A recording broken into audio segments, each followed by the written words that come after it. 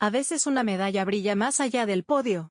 A veces, el verdadero momento histórico no está en el tiempo récord ni en la jugada perfecta, sino en el gesto que nadie esperaba. En el abrazo entre rivales, en la decisión de ceder el lugar, en las palabras que un deportista lanza al mundo, no para celebrar su victoria, sino para invocar la unidad, la paz, la dignidad humana. Porque aunque el deporte es competencia, también es escenario. Y hay atletas que lo usan no para engrandecerse, sino para elevar a otros. El mundo los ha visto. Atletas que en medio de tensiones, guerras o injusticias, decidieron hablar. Decidieron hacer. Decidieron no conformarse con ser ídolos deportivos, sino puentes entre personas. Este relato no se trata de récords. No de estadísticas. Se trata de lo que ocurre cuando alguien con una plataforma elige usarla para recordar que hay cosas más importantes que ganar. Que un atleta también puede ser activista. Que una carrera puede ser un mensaje. Que una cancha puede ser un territorio de reconciliación. A lo largo de la historia, el deporte ha tenido momentos donde dejó de ser solo deporte, donde una imagen, una declaración, un gesto, cambiaron la conversación. Y en esos momentos, el atleta dejó de correr solo por sí mismo. Corrió por algo más grande. Por su pueblo. Por los que no tienen voz. Por el derecho a existir, a jugar, a convivir. A veces fue un acto planeado. Otras veces, algo que surgió en medio del impulso. Pero en todos los casos, fue un recordatorio poderoso de que, más allá del entrenamiento, el sudor y el uniforme, hay una persona que puede decidir hacer historia no solo con el cuerpo, sino con el corazón. Y esa decisión, por más pequeña que parezca, tiene el poder de inspirar a generaciones enteras. Uno de los nombres que siempre aparece cuando se habla de deporte y conciencia es Muhammad Ali, campeón mundial de boxeo, dueño de una técnica y un carisma que marcaron época, pero también, un hombre que eligió la paz por encima de la gloria. En 1967, en plena guerra de Vietnam, se negó a enlistarse en el ejército estadounidense. No tengo nada contra los vietnamitas, dijo, ellos no me llamaron nigger. Por esa decisión fue despojado de su título, suspendido, perseguido. Pero se mantuvo firme.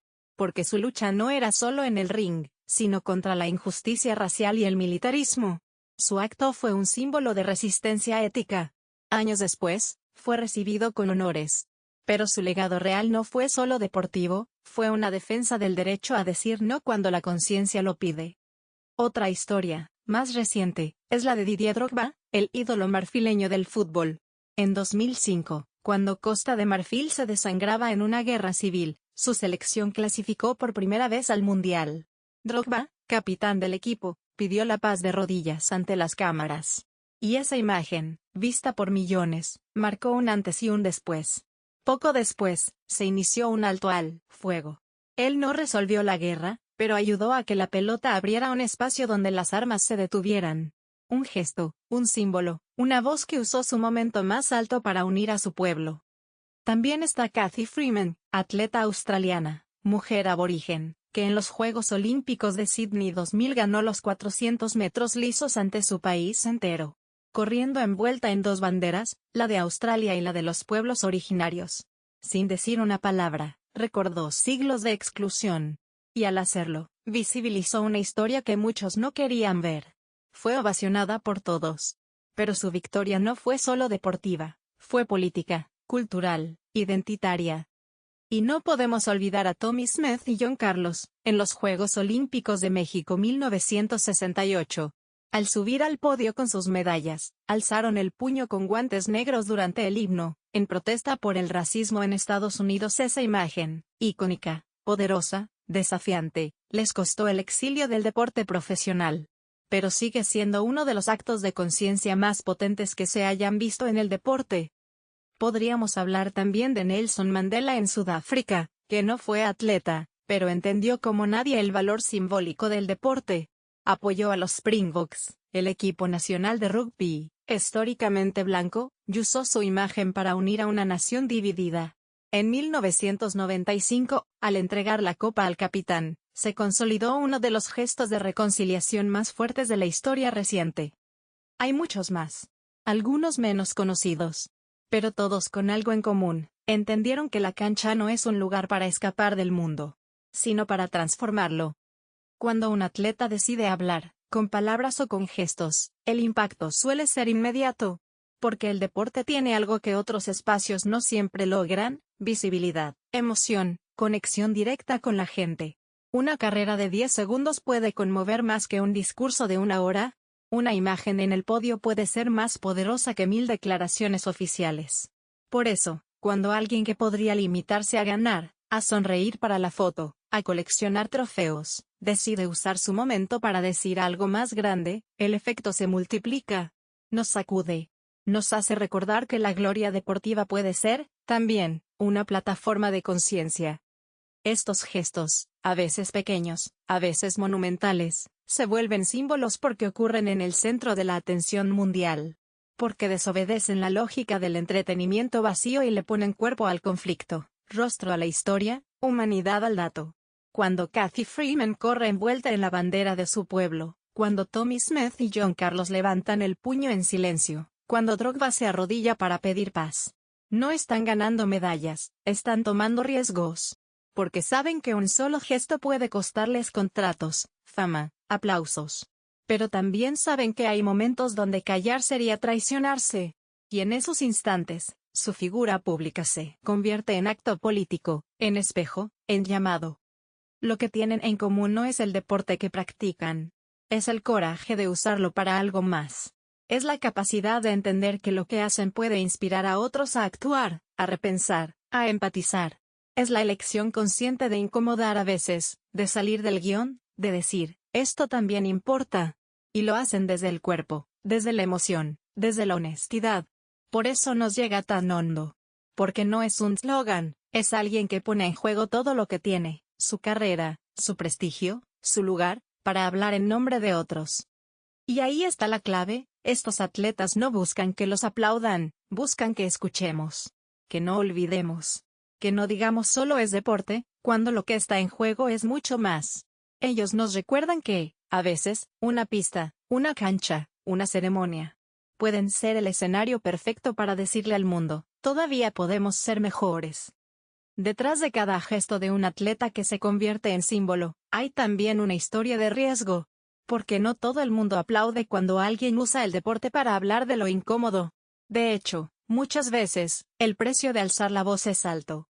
El deporte, como industria global, a menudo prefiere el espectáculo limpio, sin conflictos, sin declaraciones incómodas. Se espera que el atleta entretenga, que rinda, que sea neutral.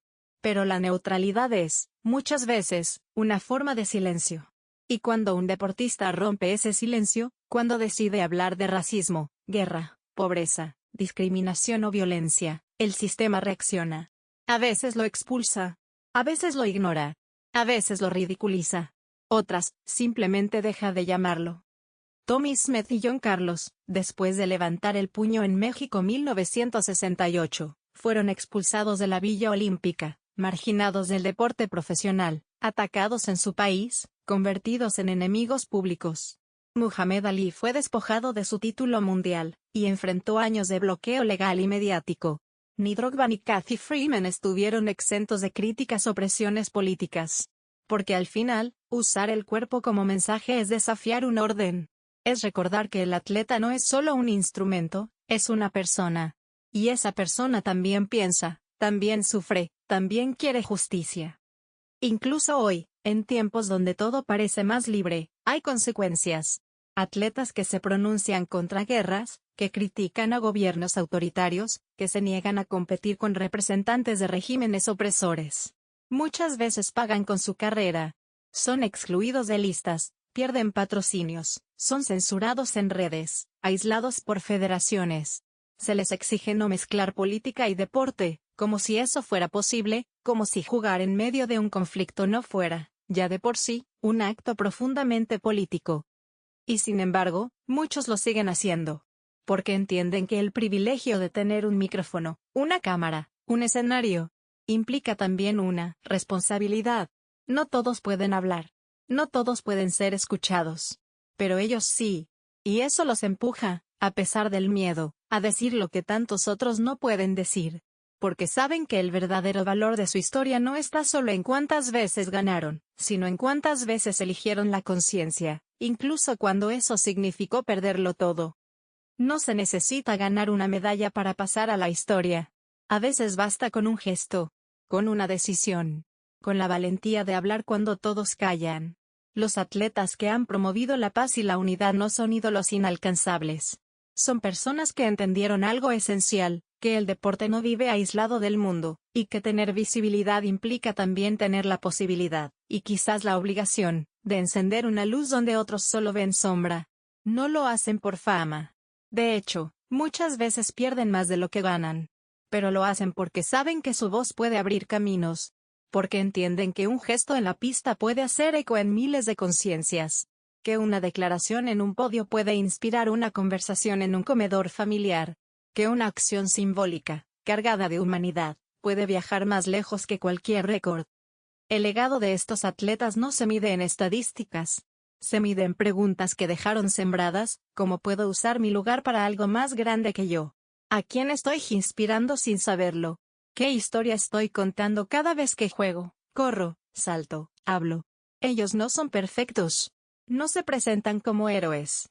Pero justamente ahí está su poder, en su humanidad, en su imperfección valiente, en su decisión de usar la cancha no como un escape, sino como un escenario para decir: esto importa, esto duele, esto puede cambiar. Hoy, cuando el mundo vive fragmentado, polarizado, lleno de muros visibles e invisibles, necesitamos más que nunca esos ejemplos. No para idealizarlos, sino para recordar lo posible. Recordar que el deporte no es solo resultado, ni marca, ni espectáculo. Es también ética en movimiento. Es cultura compartida. Es educación emocional. Y cuando se alinea con la paz, con la justicia, con la inclusión, se convierte en una fuerza enorme, transversal, universal. Quizás por eso, cada vez que vemos a un atleta levantar el puño, arrodillarse, abrazar a su rival, portar una bandera que no está en el protocolo, algo se nos mueve adentro. Porque en esos segundos, recordamos que todavía hay lugar para el coraje, para la compasión, para el encuentro. Y que aún en el juego más competitivo, todavía se puede elegir la humanidad.